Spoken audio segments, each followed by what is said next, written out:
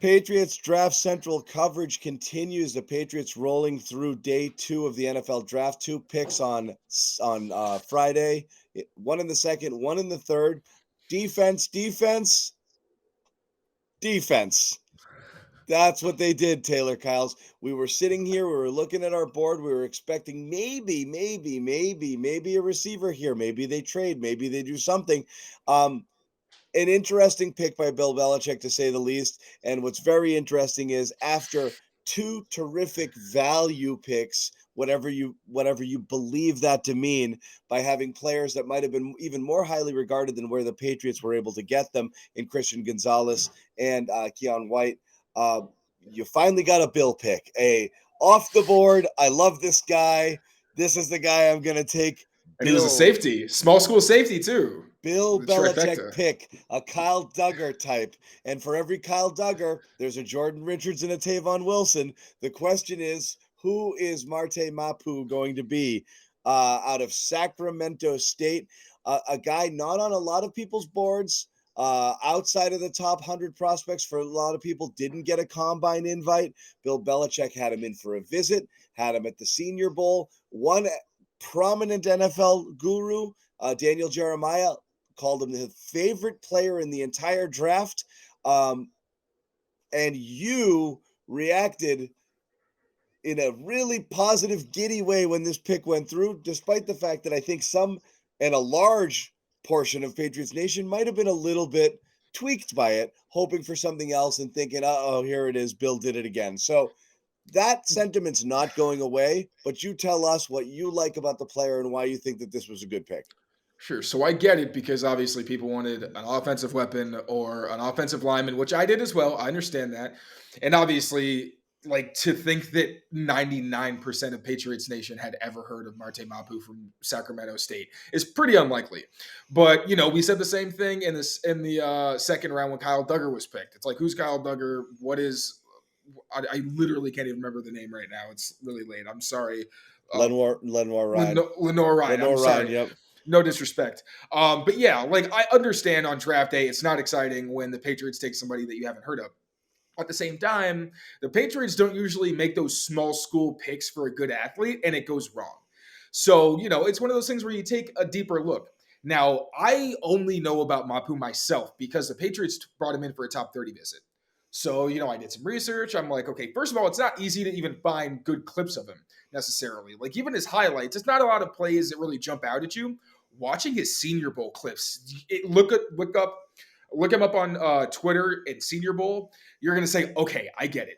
Because he was lining up an inside linebacker like Duggar-esque, where he has such power in his hands, and he's a fast guy. He's a tremendous athlete. Again, fits that mold with Gonzalez and White of you put him anywhere. For him, it's more in that second level where he can be like a slot corner or a linebacker because he has the athleticism to play sideline to sideline. He's smart, he's powerful, but he can disengage from linemen as someone who's less than 220 pounds, which is something that people are kind of worried about. And not only that, but he's instinctive. He reads plays very well. And he's good in short zones, which is really all the Patriots ask of their linebackers. And he has enough athleticism to cover backside of the backfield. So if you look at him as more, first, I think he's initially going to be a special teamer because, again, great athlete. He's a good tackler.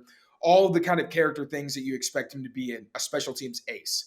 But it's like Jamie Collins, where, he's a younger guy. You give him opportunities. If he can handle it, he has the athleticism where he's going to thrive if he's on the field and he's processing things quickly because he's just one of the most athletic people you have out there.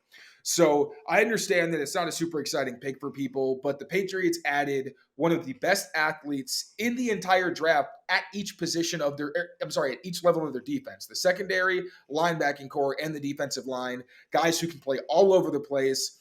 And they added them to units where they either had injury concerns, age concerns, or, with Gonzalez, where it was more a concern of skill set, where you have a lot of good, smaller, young guys and Jonathan Jones to round it out, but you don't have size. So, the offense was addressed in the free agency as Bill Belichick addressed, and defensively, we're seeing that part get addressed in the draft with picks that I guess they valued more than the offensive players that were available. Yeah, and you can't argue that the Patriots need more athletes and they need to get faster.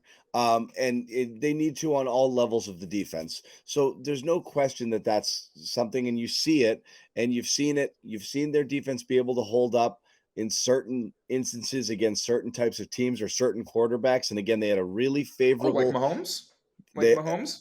again, that's an outlier. If you look at most of last season, again, a lot of their 3 games. success was against some rougher quarterback sort of situations. But in order to be able to compete with some of those teams that have the high flying weapons, and there are many of them now, you absolutely do need to load up on defense. And I think that's why people were excited about the Gonzalez pick. And it's a good point. I guess the point of contention that people have is why here, why now? And Mhm. was this necessarily the best value for the team based on your areas of need?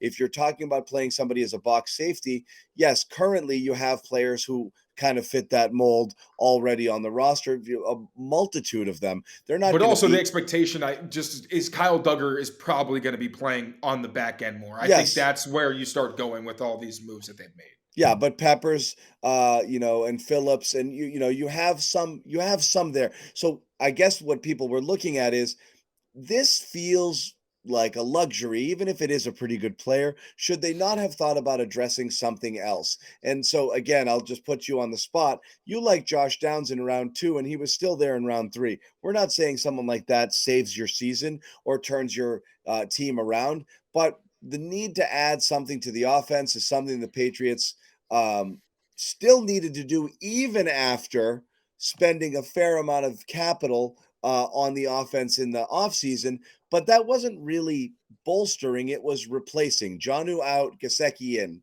Upgrade, sure. Myers out, Juju in. Again, wash, maybe slight upgrade, however you want to look at it, but it wasn't adding a lot. It was moving some pieces around. Still some needs there, you would think. And they didn't address them in any of their picks. So I think the reaction to this pick, both for being one where it was thought that it might be a type of player you could get much later. Certainly, you could have maybe moved up into the third round again with your multitude of fourth round picks, and still got this player. But that's not what happened. That's who they got. Defense, defense, defense, and a bit of a reach slash luxury pick in round three, or at least that's how it's going to be discussed. That's I how. guess That's how. That's so. how. That's how a lot of people are going to feel about it. And that's all well and good, but at the end of the day, if they didn't see the value in offensive players, then you have to make the argument that they would have been drafting for need because they need an offensive weapon, they need an offensive tackle, and everybody keeps saying we don't want the Patriots to draft for need because when they draft for Who need, says Cole that? Strange. Literally you when we talk about Cole Strange, literally you all the time. But that's not that again. That's a But two yeah, pronged argument. that's for the You needed weapon. a guard, but you go shopping for guards in the later rounds. You don't get them in round one. You know what I mean? That's Yeah, what that but at the problem same was. time, but I don't see. You can choose to see Mapu as a linebacker. I don't see him as a linebacker. I see him as someone you move all over your front, who gives you coverage ability, blitzing ability, and someone who could be a good run defender. So if it's someone who can contribute on all three downs and do literally everything you ask of them on defense, then why in the world would you say, oh, but they're a linebacker? Was Jamie Collins just a linebacker? No, he was one of the most important players on the dynasty defense. That was one thing I also said is when you look at 2014, 2016, 2018, those defenses all had game changers in Jamie Collins and Kyle Van Noy.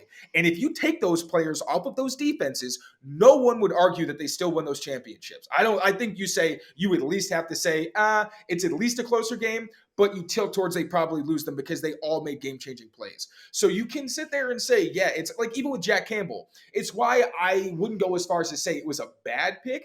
Because if you look at teams with elite linebackers, or at least guys who are at the upper echelon of their positions, they're all top defenses. Yes, the positional value, you can say you can get a linebacker whenever you want, but if you get a game changer, he makes your entire defense better. So for me, I don't look at, oh, he is, this is what they call him in Madden.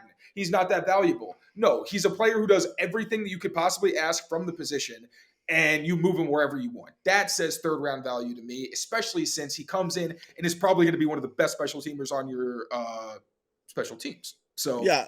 rant And over. again, I'm not drafting special teamers in the third round, and the But fact that's that not a. a fact that a player probably has to wait a year or two to be able to see the field and to be able to physically get to the point where they can play in the NFL, I don't think John, is. I don't think is ideal. John, that is literally what third round picks are for. Like literally the definition of a third round pick is someone you expect to be a rotational player or competent Do you starter in expect him to year be a 2 to 3. rotational player?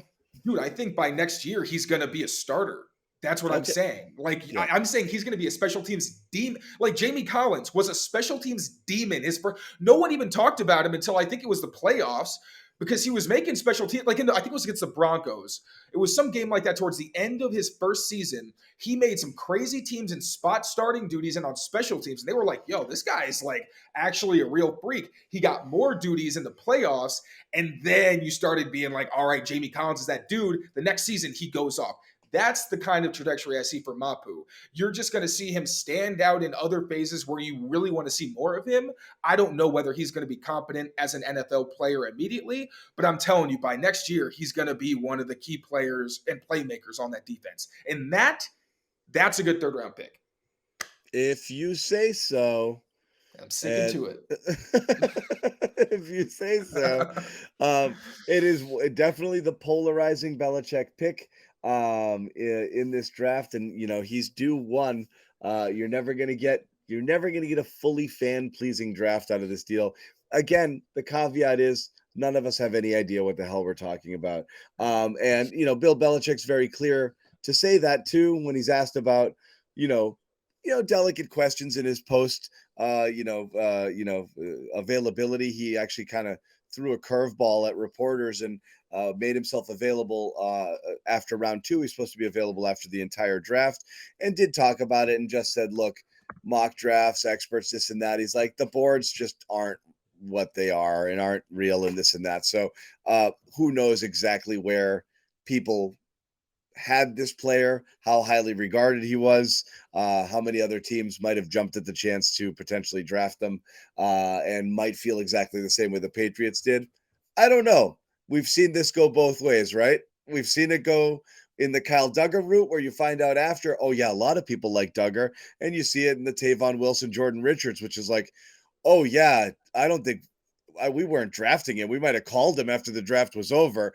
And so I don't know which one this necessarily is, but there are plenty of draft experts who did say sneaky riser in the draft could be a guy you see go somewhere into day 2. And that's what ended up happening here. And that's where the Patriots drafted here, Marte Mapu out of Sacramento State. Show the guys some love. Let's Here's the follow thing. him, say some nice stuff on Twitter. Let's be great fans. I will say you did a draft profile of him, but you did talk about him in your round 5 through 7.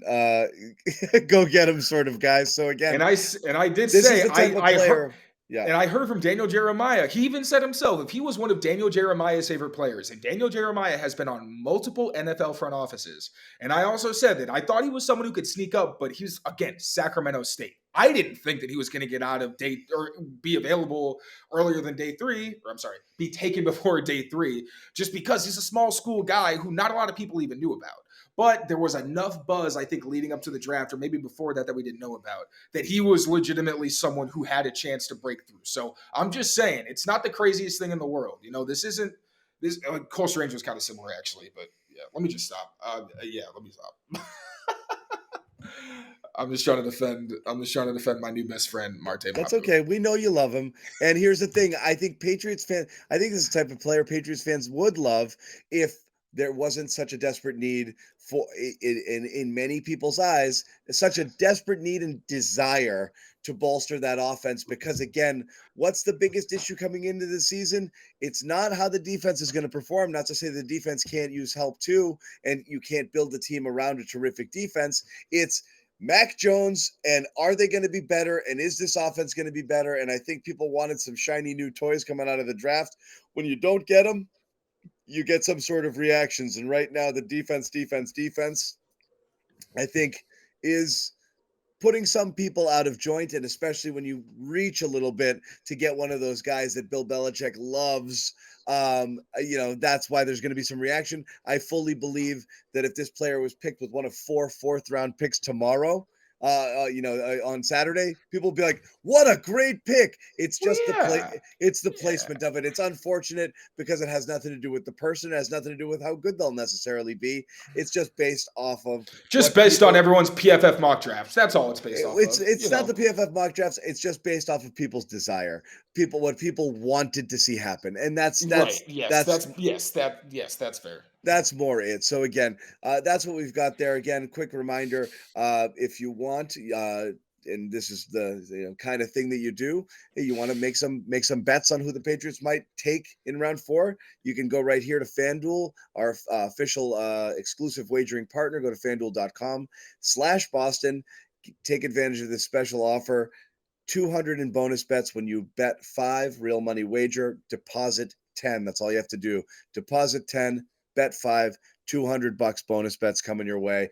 FanDuel.com/Boston. Tons more draft coverage on CLNS Media on our Patriots YouTube page and CLNSmedia.com. Follow Taylor Kyles on Twitter for nonstop tweeting about everything in the football universe. If it's out Seriously, there, I can't stop. I can't he's stop got tweeting. he's got a thought, and it's usually a good one. It's usually a good one. And there's much more draft coverage coming out throughout the rest of the draft. A ton more picks for the Patriots, including 4 fourth rounders. So there's going to be a lot of players to talk about and to dissect, and we'll be doing that live throughout the day on Saturday, and obviously, as we said, on our Patriots Press Pass YouTube channel, where you'll get in-depth scouting analysis from Taylor Kyles. Thank you guys for joining us. We will see you next time.